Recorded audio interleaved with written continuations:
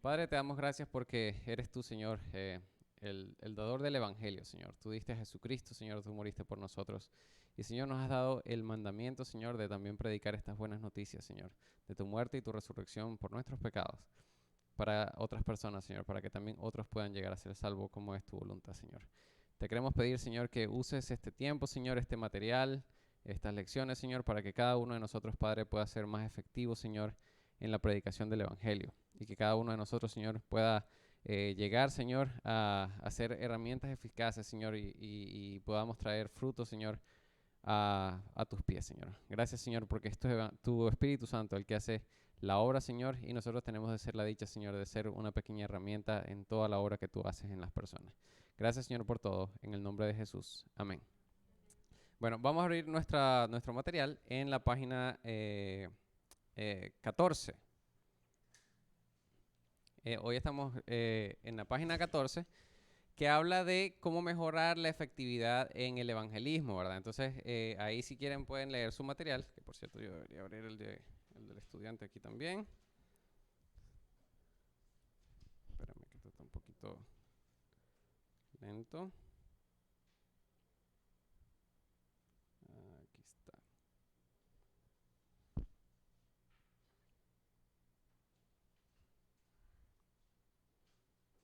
Página 14. Aquí está. ¿Cómo mejorar su efectividad en el evangelismo? Entonces, vamos a leer lo que dice el material y vamos a empezar a discutir la clase de hoy. Dice, algunos creyentes alcanzan con el evangelio a muchos inconversos para Cristo, mientras que otros solo alcanzan a unos pocos. ¿Por qué habrá algunos creyentes más fructíferos y otros más frustrados?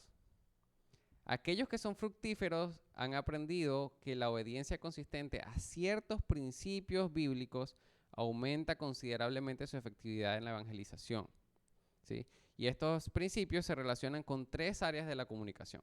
Ahora, lo que está diciendo ahí el material, ¿verdad? Es que sí, uno puede notarlo, ¿verdad? Hay personas que tienen una labor evangelística y que da muchos frutos, y habemos otro creyente, ¿verdad? Y me incluyo ahí, que nos cuesta más dar frutos, ¿verdad? Predicamos y vemos que, pucha, yo predico a la gente, pero la gente no se convierte o cosas por el estilo. Entonces, solamente quiero aclarar una cosa con esta parte de aquí.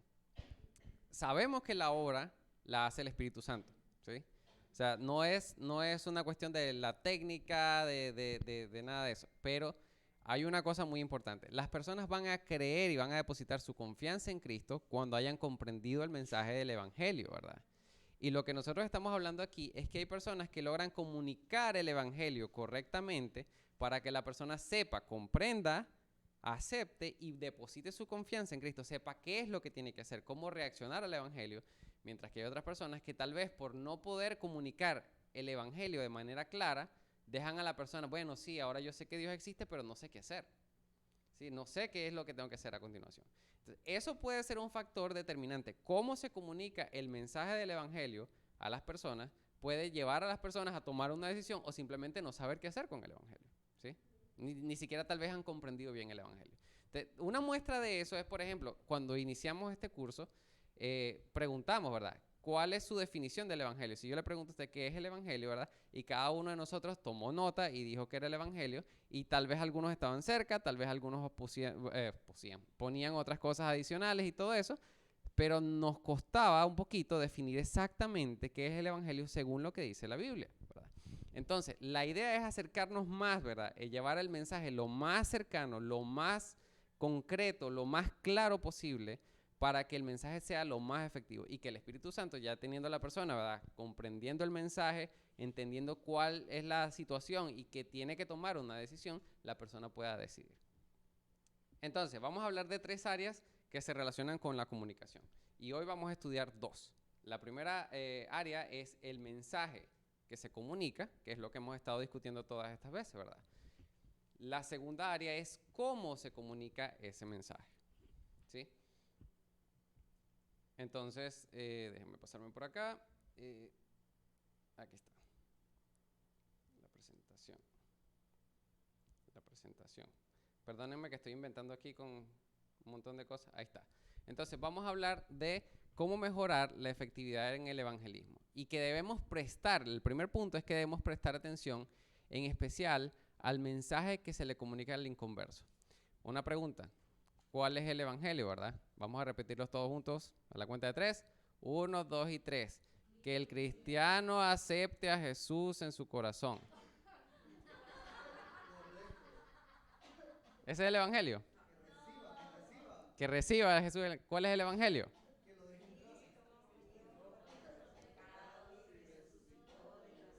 Ok.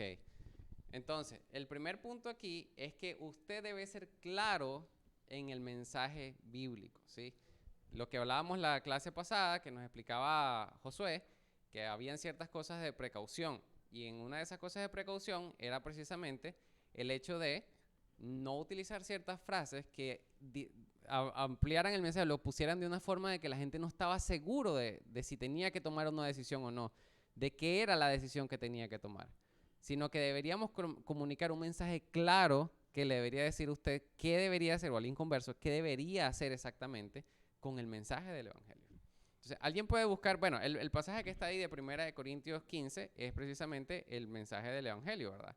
Y qué es lo que el mensaje, que es lo que nosotros acabamos de decir, la versión cortita, ahí lo expandí un poquito más, pero en esencia ese es el mensaje del evangelio.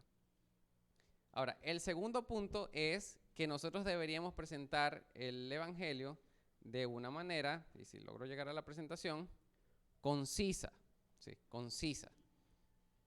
No deberíamos darle mucha vuelta al asunto, deberíamos llegar al evangelio de una manera concisa. Vamos a buscar Hechos 14, versículo 1.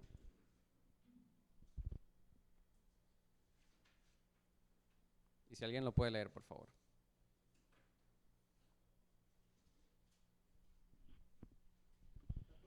Versículo 1.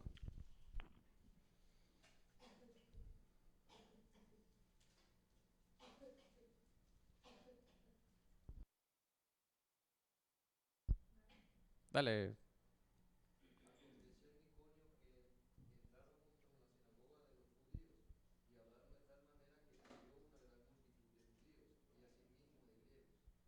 Eso es. Ellos fueron a la sinagoga y fueron directamente al grano. No se fueron a andar por las ramas, sino que fueron a presentar directamente el mensaje del evangelio. Y ojo, fueron a la sinagoga, el lugar donde los judíos se ponían a discutir la ley, había un montón de cosas y donde probablemente iban a llevar más objeciones. Pero el punto es que ellos fueron directamente con el mensaje del evangelio y fueron, pase adelante, y fueron capaces de presentar el evangelio de manera concisa, de manera que muchos se convirtieron. Muchos se convirtieron. ¿Sí? Ahora, vamos a hablar de la segunda parte. Ahorita hablamos del mensaje, ¿verdad? De presentar el evangelio, ¿verdad? De hacerlo de manera clara y de manera concisa, ¿sí? Que es el evangelio y que debe ser al grano, ¿verdad? Al grano. Después probablemente vamos a tener en la otra parte donde cuando usted le está presentando las buenas noticias y malas noticias, hay un punto donde la persona va a decirle, ¿por qué no? ¿Por qué sí? Y todo eso. Y ese es el lugar donde quizás usted va a tener más oportunidad de responder algunas de las preguntas, siempre llevándolo al punto de la decisión del evangelio. Pero debería ser la presentación en sí misma del evangelio clara y concisa. Ahora, les voy a pedir que por favor busquemos Colosenses 4, versículos 5 y 6.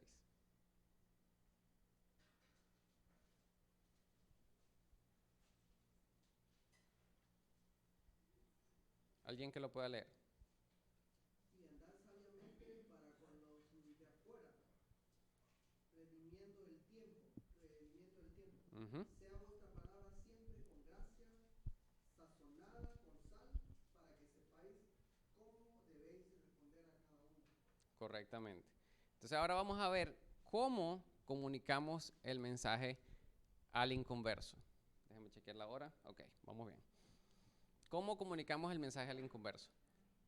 En este pasaje se utiliza una palabra que se define como sabiduría. Es la palabra, creo que, no me acuerdo quién la mencionó la vez pasada, no sé si fue aquí o fue en la predicación, pero era la palabra Sofía, que se define como sabiduría en su más alto sentido y demostrada de manera práctica, o sea, de forma práctica, en acciones, en las circunstancias desafiantes.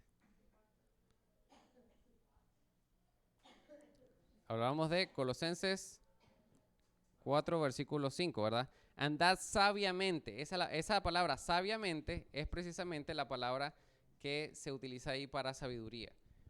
Entonces, es la forma que en el Nuevo Testamento, ¿verdad?, se utiliza para hablar de la sabiduría más alta, o es utilizada para hablar de la sabiduría de Dios, dada por Dios y por Cristo.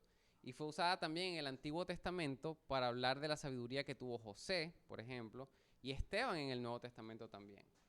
Esa es una palabra que determina cómo nosotros deberíamos andar. Buenos días, pasen adelante. Cómo nosotros deberíamos estar en relación o cuando nosotros nos comunicamos, ¿verdad?, con las personas de afuera, con los inconversos. Dice sabiamente,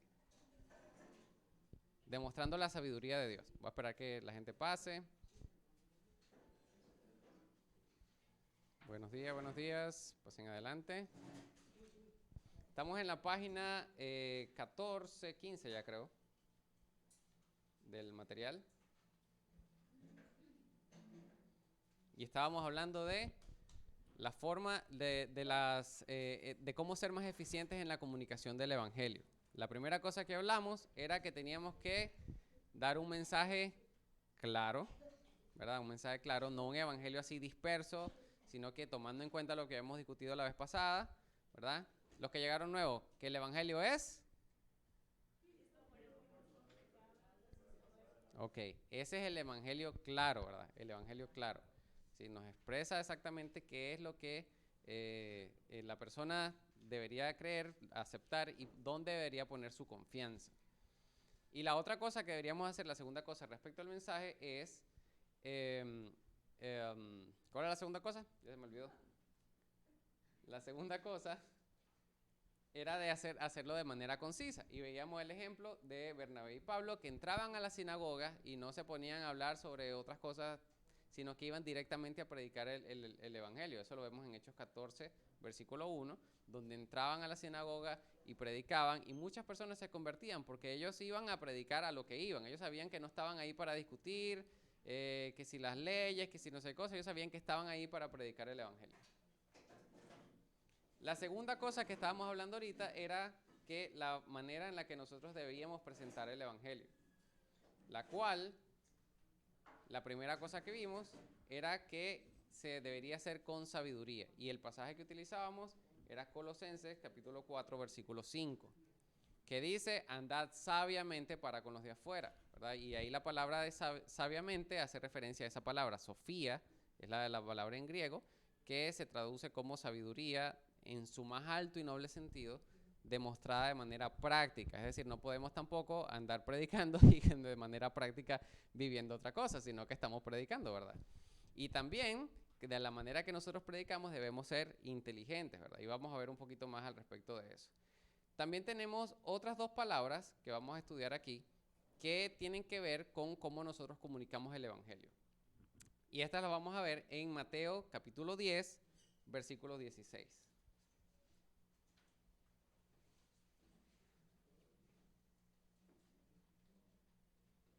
Mateo capítulo 10, versículo 16. He aquí yo os envío como a ovejas en medio de lobos. Sed pues prudentes como serpientes y sencillos como palomas. Muy bien. Y ese es un pasaje que cuando a veces uno lo lee, ¿verdad? Uno lee ahí serpiente y uno dice, uy, ¿verdad? Feo, porque la serpiente normalmente se utiliza como en Edén, ¿verdad? Era Satanás, se presentó a manera de una serpiente y tentó. Pero entonces, ¿a qué se refiere exactamente cuando dice prudentes como serpientes? ¿Verdad? Déjenme venir otra vez acá. Entonces, ahí la palabra que utiliza para prudente es esa palabra que se llama frónimos, ¿verdad? Y hace referencia, ¿verdad?, a la prudencia, a ser astuto, no necesariamente a la maldad, porque normalmente uno asocia ya a la serpiente con la maldad, ¿verdad? Pero está hablando de la astucia de la serpiente como animal, ¿verdad? Y dice que seamos astutos en el término de la evangelización. Por eso dice que nos envía como oveja en medio de lobos. Y en ese contexto, imagínese usted una oveja en medio de un montón de lobos, ¿verdad? Imagínese la imagen que Jesús le está comunicando y dicen que seamos astutos, prudentes, ¿verdad? Es el término ahí. Ahora, exactamente qué significa eso, que deberíamos manipular a la gente, que deberíamos mentirle a la gente o engañarles para meterles el evangelio. No, al contrario. Precisamente, lea, alguien no sé, Carlito fue el que leyó el pasaje, vuélvelo a leer y ahora vamos a tener en mente esa prudencia de la serpiente, pero vean lo que dice después de eso. 16. Sí, He aquí yo os envío como ovejas en medio de lobos. Sed pues prudentes como serpientes y sencillos como palomas. ok, ahí está la segunda característica, o sea, hay que hacer las dos cosas. La primera cosa es prudente, ¿verdad? Atento, astuto, pero la segunda cosa es sencillo. Y esa palabra que está ahí, esa que está ahí que no la voy a decir porque no puedo decirla, se define como puro, inocente y sin mezcla. Esa parte de sin mezcla tiene que ver con la palabra cuando se utilizaba, por ejemplo, estoy atravesado, ¿verdad? Cuando se utilizaba, por ejemplo, que iban a venderle vino, iban a vender vinos, esa palabra significaba que el vino estaba aqueraios, que es puro, no estaba mezclado con agua, no estaba diluido, no le estaban haciendo trampa a la gente, ¿sí? Es como si usted fuera a comprar gasolina hoy y la gasolina esta gasolina no, la gasolina como que la mezclan con algo. Bueno, exactamente, ¿verdad? Una gasolina pura, ¿verdad? Que rinde, que es buena, que es efectiva, es una gasolina pura, pero una gasolina que está mezclada ya sabemos que viene con trampa.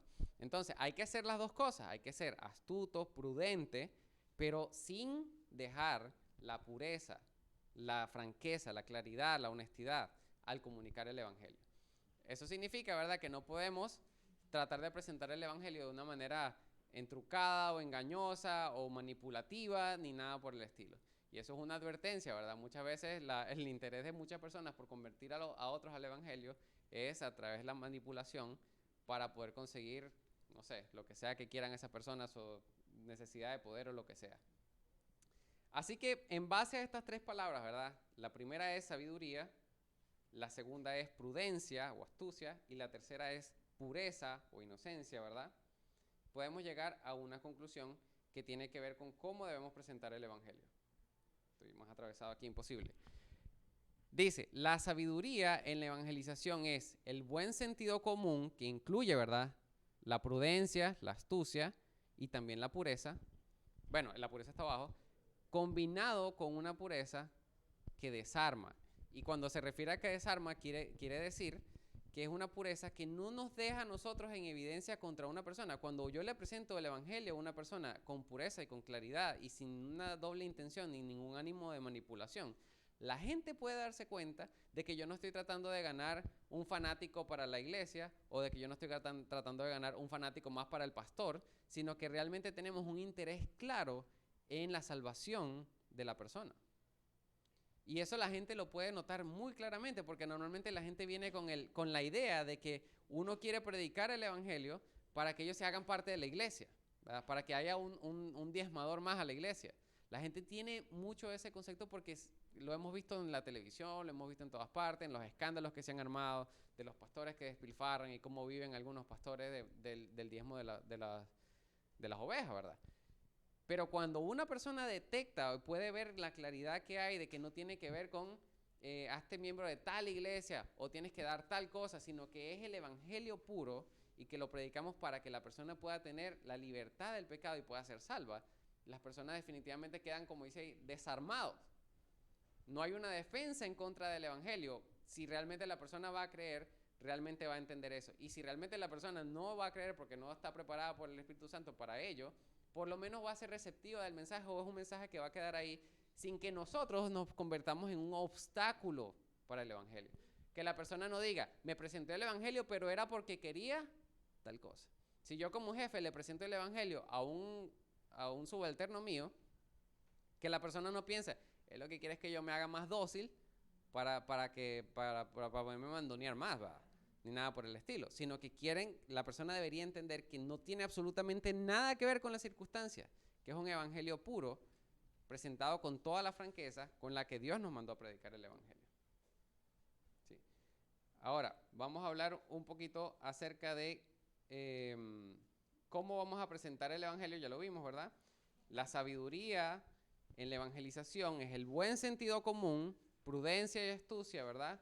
Combinado con pureza. Una pureza, ¿verdad? Ahora, ¿cómo los individuos del Nuevo Testamento demostraron sabiduría, ¿verdad? Y aquí vamos a ver muy buenos ejemplos. Vamos bien con el tiempo. Muy buenos ejemplos. Vamos a empezar por 1 Corintios capítulo 9, versículos del 20 al 23. Ojalá que nos dé tiempo de leerlos todos. 1 Corintios capítulo 9, versículos del 20 al 23. Si alguien lo puede leer, por favor. Me he hecho a los judíos como judío, para ganar a los judíos, a los que están sujetos a la ley, aunque yo no esté sujeto a la ley.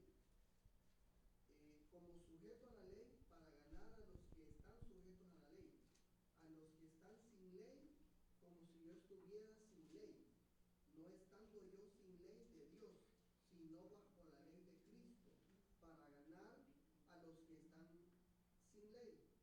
Me he hecho débil a los débiles, para ganar a los débiles. A todos me he hecho de todo, para que de todos modos salve a algunos. Y esto hago por causa del Evangelio, para hacerme copartícipe de él. Ujú. ¿Qué hace Pablo? Pablo se identifica, ¿verdad?, con cada uno de los grupos a donde él quiere llegar a evangelizar. Él se acerca y no como un extraño, No, él tiene la astucia y la prudencia de acercarse a las personas y de identificarse con las cosas que esas personas son, ¿verdad? Si es una persona débil, no llega, por poner un ejemplo, ¿verdad? Imagínese que quiere ir usted a predicar a un bordo y llega en un carro del año y solamente baja el vidrio y le dice, hey, no sé qué cosa, ¿verdad? Hay una diferencia muy grande. No significa que su dinero, no, tengo que regalar todo mi dinero para poder ir a predicar a un bordo, ¿verdad? Sino que yo no debería, no debería poner un tipo de barrera de ese tipo que sea muy obvia, muy evidente, que las personas puedan identificar como, bueno, este que sabe que soy yo, o sea, este que sabe de lo que yo estoy experimentando, de mi necesidad o nada, o sea, nada que ver. Sino que donde las personas estén, Pablo llegaba, Pablo se acercaba a las personas y entendía lo que las personas eran y de ahí de lo que las personas eran partían, ¿verdad? Partían. Muchas de las oportunidades que el Señor nos da para predicar el Evangelio parten por el hecho de que conseguimos a personas que están experimentando alguna dificultad que nosotros mismos hemos experimentado, ¿sí? Y a partir de ese punto en común, nosotros podemos abrir una conversación, entablar un punto de conexión con esa persona, porque podemos entender su situación y de ahí en adelante, pues, presentar el Evangelio. Ok, segundo punto, Hechos 17, del 2 al 4. Y Pablo, como acostumbraba, fue a ellos y por 3 días de reposo discutió con ellos, declarando y exponiendo por medio de las Escrituras que era necesario que el Cristo padeciese y resucitase de los muertos, y que Jesús, a quien yo os anuncio, decía él, es el Cristo. Y algunos de ellos creyeron y se juntaron con Pablo y con Silas. Y de los griegos y piadosos gran número, y mujeres nobles no pocas. Ujú. Y lo que habla este pasaje en particular es de que ellos presentaron sus razones o argumentos y razonaban con las personas. O sea, no era simplemente discutir, tampoco era solamente el modo de tirar un tratado, ¿verdad? Que era el estilo de los 90, ¿verdad? Tenga tratados y repártalo en la calle para que la gente lo lea. Y no presentábamos el Evangelio nosotros de manera personal, sino que normalmente lo que se decía era, yo me acuerdo cuando yo estaba en la iglesia de chiquitito, ¿verdad? Vamos a ir a repartir tratados. Entonces salíamos a la plaza o a la estación del metro en Caracas, ¿verdad? Y ahí todo el que iba pasando, ¿no? Dios le bendiga, Dios le bendiga, Dios le bendiga. Y rara vez alguien se acercaba a preguntarle a uno, hey, ¿y qué es esto? O uno no sé, la idea era regar lo más que uno pueda, ¿verdad? A ver si alguna de esas semillas cae, ¿verdad? Y yo no digo que no, como decía Josué la vez pasada, también algunas personas recibieron al Señor diciendo, yo acepto a Jesús. Y con el tiempo el Señor fue afianzando lo que significaba realmente eso, ¿verdad? En confiar en Jesús para salvación. De la misma manera yo creo que hay muchas personas que fueron salvadas a través de tratados, ¿verdad? El tratado al final decía, ¿verdad? Si usted ha hecho esta decisión de fe, haga esta oración, ¿verdad? Y la gente se sentaba a leerlo, pero es muy diferente a lo que ocurría en la Biblia, ¿verdad? En el tiempo bíblico, bueno, no había imprentas tampoco para hacer tratado de papiro, ¿verdad? Para estar repartiendo por ahí, pero la forma era que ellos presentaban el Evangelio de manera personal y presentaban esas razones, o sea, realmente estaban dispuestos a razonar, a discutir, y discutir no en el sentido de pelear, sino de presentar los argumentos por los cuales ellos se afianzaban en la Biblia para presentar el evangelio. Y ellos, bueno, también, ¿verdad? O sea, cuando por lo menos Pablo y Silas llegaban a presentar el evangelio, por poner un ejemplo, en las sinagogas, imagínense presentarle el evangelio a los judíos que conocían las escrituras y que ellos estaban decididos en que no.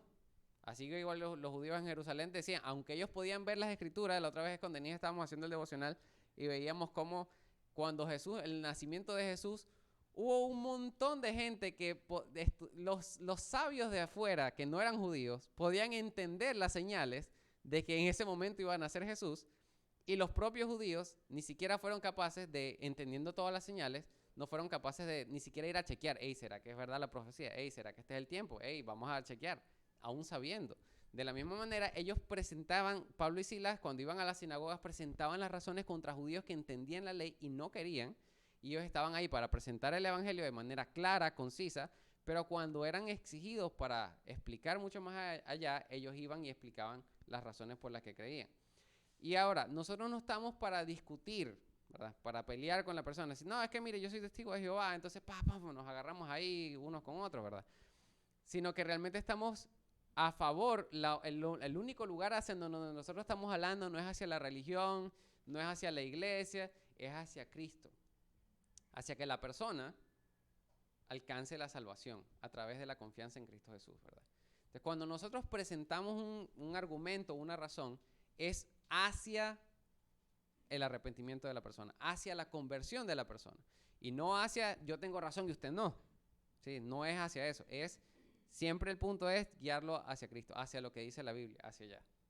Y a veces eso se torna bien difícil, ¿verdad? Pablo, cuando estaba en la sinagoga de Tesalónica, él les presentó la cruz y la resurrección de la cruz. La cruz y la resurrección son los argumentos que usted necesita presentar. No hay más nada que necesitamos presentar fuera del evangelio, ¿verdad? Y ahí empieza la discusión, ¿verdad? Pero es que la ciencia y lo no sé qué cosa, y es que mi religión dice que hay otra Biblia, y la tradición, y no sé qué cosa. El énfasis siempre está en el evangelio de la cruz de Cristo. Vamos a avanzar aquí con el otro punto, porque si no nos quedamos aquí estancados. Tercer punto, 2 de Timoteo 2, 23 y 26.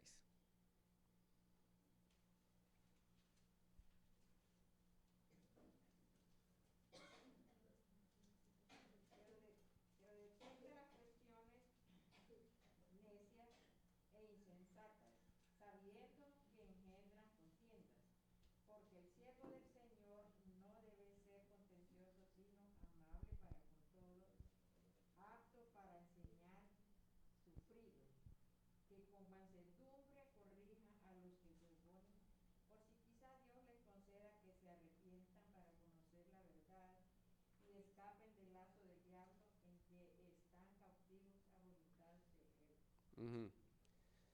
Le recomiendo que lea otra vez este pasaje para que, o sea, con calma, ¿verdad?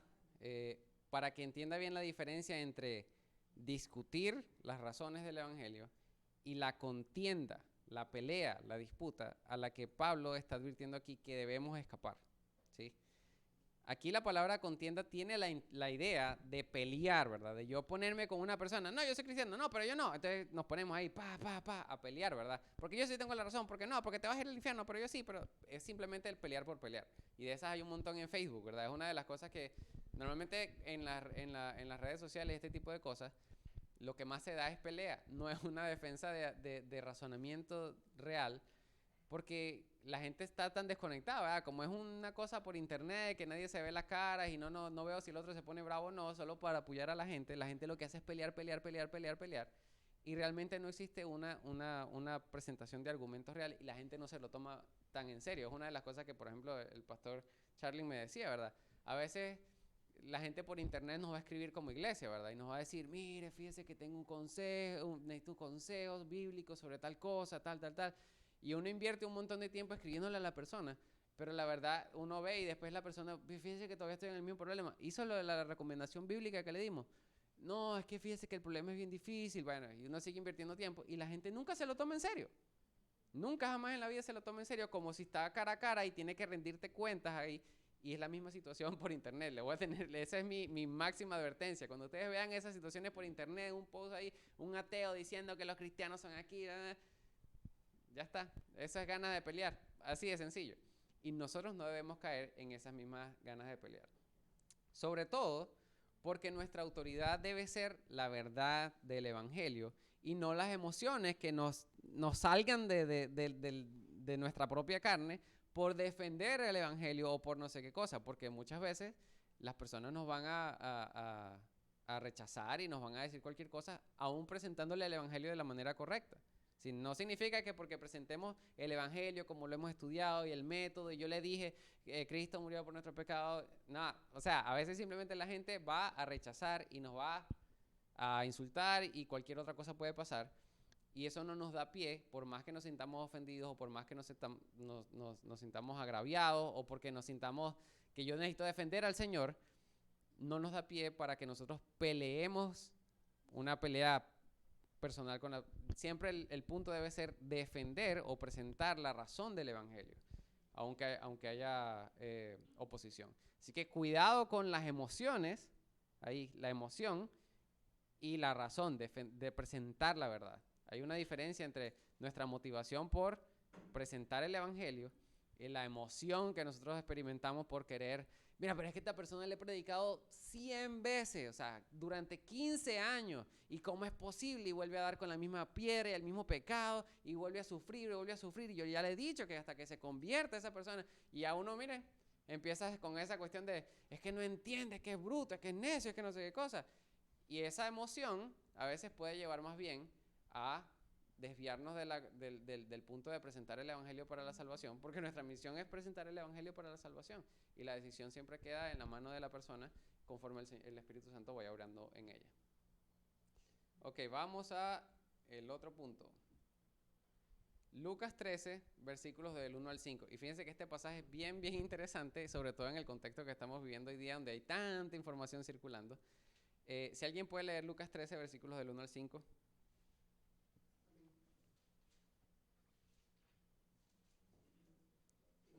En este mismo tiempo estaban ahí algunos que le contaban acerca de los galileos, cuya sangre Pilato había mezclado con los sacrificios de ellos. Respondiendo Jesús les dijo, ¿pensáis que estos galileos, porque padecieron tales cosas, eran más pecadores que todos los galileos? Os digo, no. Antes, si no os arrepentís, todos pereceréis igualmente. O aquellos 18 sobre los cuales cayó la torre de Siloé y los mató. ¿Pensáis que eran más culpables que todos los hombres que habitan en Jerusalén? Os digo, no. Antes, si no os arrepentís, todos pereceréis igualmente. ¿Qué está haciendo Jesús ahí? No. Bueno, sí, obviamente Jesús está llegando a un punto espiritual, pero ¿cuál es el punto de partida de Jesús? Las noticias. Literalmente las noticias. Unos galileos que tuvieron un rollo ahí, que Pilato vino y hizo un relajo ahí con la sangre y la gente ofendida, ay, qué sacrilegio, no sé qué cosa. Y Jesús viene y dice, ¿verdad? Partiendo de esa noticia, viene y agarra y lo pone en el contexto del espiritual, ¿verdad? O sea, trae a la reflexión. Después toma a otros hombres que se murieron en un accidente de una torre que se derrumbó y lo lleva nuevamente al contexto del espiritual y les vuelve a decir, bueno, ¿ustedes creen que esos hombres murieron por qué? ¿Ve? Y lo vuelve a traer al punto del evangelio. Y es bien interesante, ¿verdad? Una vez creo que Josué también compartió, ¿verdad?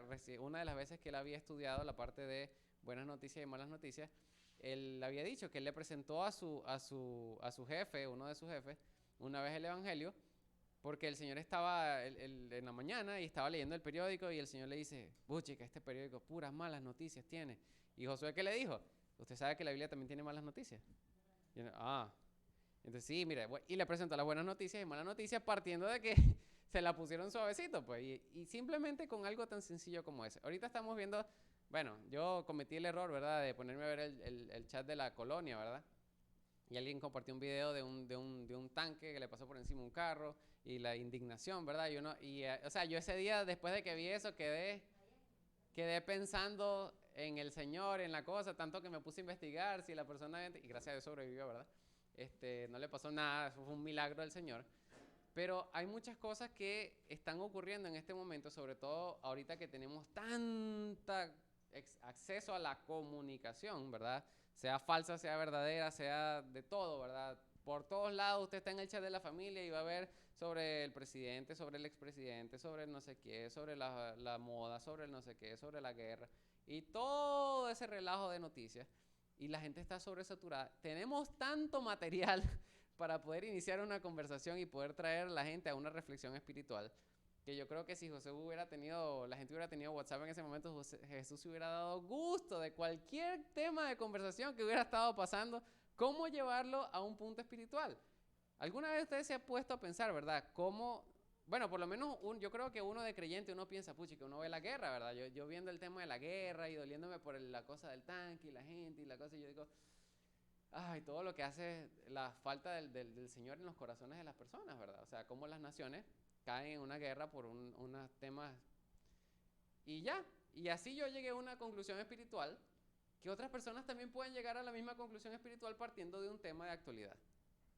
Y es el punto de que nosotros deberíamos poder hacer uso de las cosas que están ocurriendo a nuestro alrededor para poder presentar el Evangelio. Así que use todos los recursos con prudencia, con sabiduría, con astucia, para presentar el Evangelio de manera pura. Y vamos a ver el último pasaje, que es Hechos 26, del 24 al 29.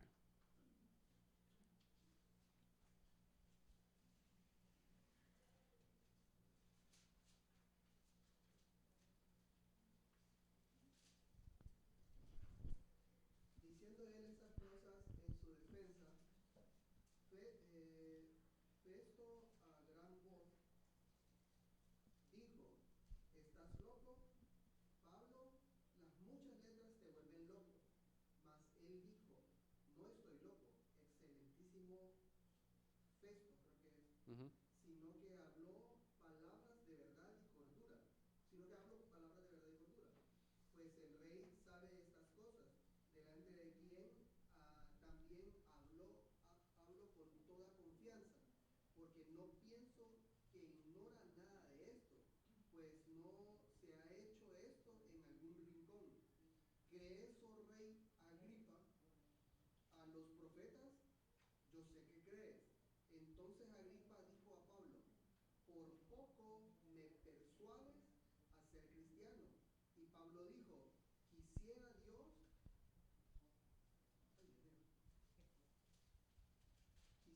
que por poco o por mucho, no solamente tú, sino también todos los que hoy me oyen, fueseis hechos tales cual yo soy, excepto estas cadenas. Uh-huh. Imagínense, ¿qué fue el punto al que Pablo estaba tratando de usar aquí para convencer a Festo del Evangelio? No. ¿Cuál fue el argumento? Vamos a ponerlo así. ¿Cuál fue el argumento? Que Pablo menciona algo que él sabía, pero que no quería creer. Si Pablo menciona a los profetas, ¿sí? Él dice, bueno, versículo 26, ¿verdad? Pues el rey sabe estas cosas, delante de quien también habló con toda confianza, porque no pienso que ignora nada de esto, pues no se ha hecho esto en algún rincón. O sea, esto no ocurrió en un rinconcito chiquitito, sino que ocurrió a visibilidad de todo el mundo. ¿Crees, oh rey Agripa, a los profetas? Yo sé que crees. La razón por Pablo se está refiriendo a algo que Agripa ya sabía, que era la profecía de los judíos, no sé qué cosa, y Pablo sabía que la persona creía, y nuevamente aquí hacemos una distinción entre la persona que conoce, ¿verdad? La persona que cree que Dios existe, y otra cosa es poner su confianza en Cristo. Y lo que Pablo está utilizando es la segunda parte, que Agripa conocía y creía que las profecías eran ciertas, solamente que no había puesto su confianza en Jesús.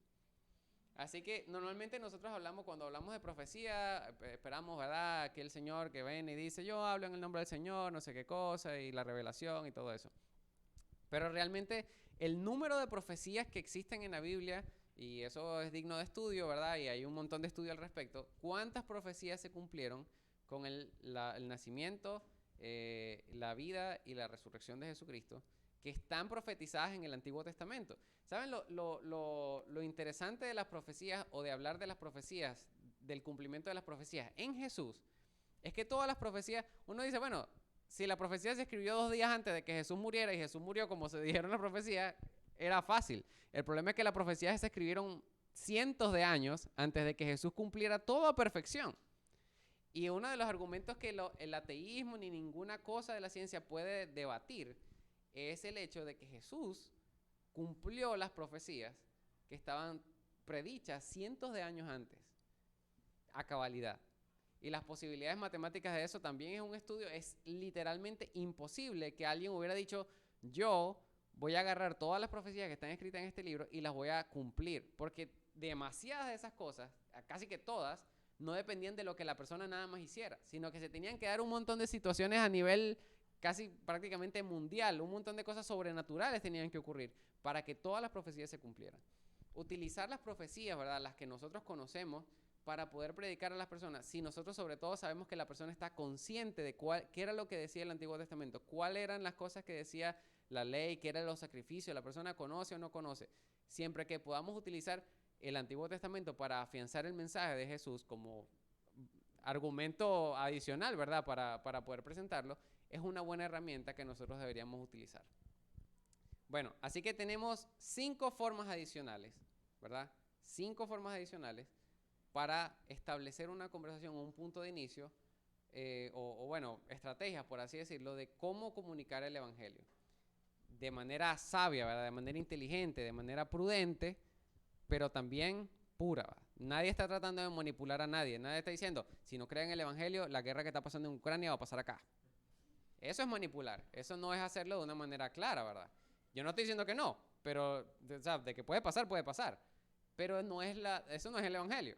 Eso es una forma de manipulación, de meterle miedo a la persona para que la persona diga, uy, no, me va a convertir, ¿verdad? El Evangelio tiene que ser claro y puro, presentado sin alteraciones delante de la persona. ¿Cómo nosotros lo hacemos? Podemos relacionarnos con la persona, con cómo la persona se encuentra, llegarnos a ellos en su contexto, presentar el Evangelio de manera clara a partir de lo que ellos son o donde ellos están, porque nosotros podemos relacionarnos con ellos o encontrar algo en la Biblia que se relacione con eso. Presentar las razones de manera consistente, lógica, sin irnos por las ramas y sin querer establecer una pelea. No pelear, sin contender, porque el Evangelio es llevar a las personas a Cristo, no ganar una pelea. Si yo salgo en un post de Facebook, si yo he cometido el error muchas veces, pero al fin y al cabo no es quién comenta de último para quién dejó en mal a todo al que habló todo lo demás, ¿verdad? Eso no importa. Lo que importa realmente es presentar el Evangelio. Si usted va a hacer algo en Facebook, por lo menos presente el Evangelio puro y ya. Quien lo lea, quien no lo lea, quien lo interprete como chiste o no, problema de ellos. Pero por lo menos no caigamos en contienda.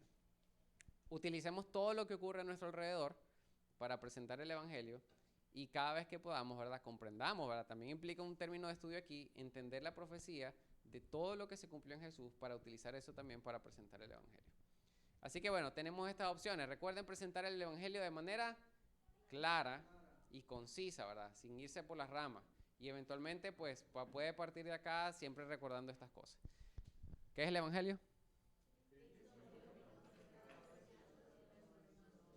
Muy bien, bueno. Ok, entonces oremos para terminar la clase, el tiempo de hoy, y pasar al tiempo de refrigerio.